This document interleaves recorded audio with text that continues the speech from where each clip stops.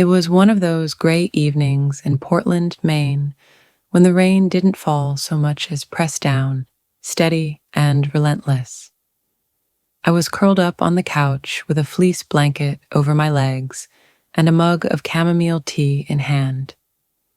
The TV flickered in front of me, but I wasn't really watching. Then the doorbell rang.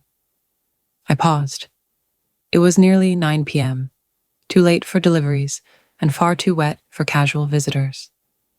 A moment later, a knock followed, firm and deliberate. I slid into my slippers and made my way to the door. Standing there, drenched and shivering, was my nephew Ethan. His light brown hair clung to his forehead, and his hoodie was soaked through. His shoes squeaked on the mat. "Aunt Karen," he said softly. "Can I come in?" "Of course," I replied, stepping aside. He walked in, silent and heavy, with something I didn't yet understand. I grabbed a towel from the hall closet and handed it to him. He dried off slowly, eyes on the floor. Ethan was the type who never asked for help. Not as a child, not as a college sophomore. So whatever brought him here had to be serious. I warmed up some leftover casserole and set it in front of him. He barely touched it before finally breaking the silence. "I messed up," he whispered. My stomach tightened. "What kind of trouble?" "Not school," he said quickly. "Classes are fine. It's other stuff." I waited without interrupting. I got in with some guys in my dorm. They always had money, threw big parties. At first, I just tagged along. I wanted to fit in. He paused. Then came the favors, giving someone a ride, letting them crash in my room, picking up packages. I didn't think it was serious. But it was, I said gently. Yeah. By the time I realized what I was part of, it was too late. Now they say I owe them. A lot. And they want me to do one more thing to square it. What kind of thing? He hesitated. They said it's simple, nothing dangerous. But I know better. I tried backing out. They said either I do it or pay up immediately. Why not go to the police? He looked up then, eyes red. Because they've got stuff, screenshots, videos, dumb things I said. If I go to the cops, they'll ruin me. I stayed quiet.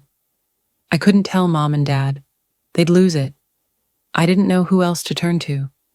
You've always seen me for who I am. That cut straight to my heart. What do you need? I asked. They want to meet tomorrow, just to talk. But I don't trust that. I don't want to go alone. He looked embarrassed. Would you come with me? I should have said no. This wasn't something I was equipped for. But I couldn't turn him away. Okay, I said. Tell me where and when. Relief poured over his face. That night, we made a plan. I gave him dry clothes and let him sleep on the couch. I barely slept. The next afternoon, we drove to a deserted parking lot just outside Biddeford. The sky was still gray, the air thick. A black pickup truck waited near a street lamp. Two young men leaned against it, trying too hard to look tough. That's them, Ethan murmured. We got out of the car. My heart pounded in my chest. This her? One of them asked. She's my aunt, Ethan said. She's just here to talk. I stepped forward. You've made threats. Ethan made some bad choices. But this ends now. One of them sneered. Mistakes have consequences. They do, I said. So do threats. Everything Ethan told me, names, places, times, it's all been recorded. If anything happens to either of us, it goes straight to law enforcement. They looked at each other. I'm not bluffing, I added, holding up my phone. It's already backed up to the cloud. There was a pause. Then the taller one gave a short laugh.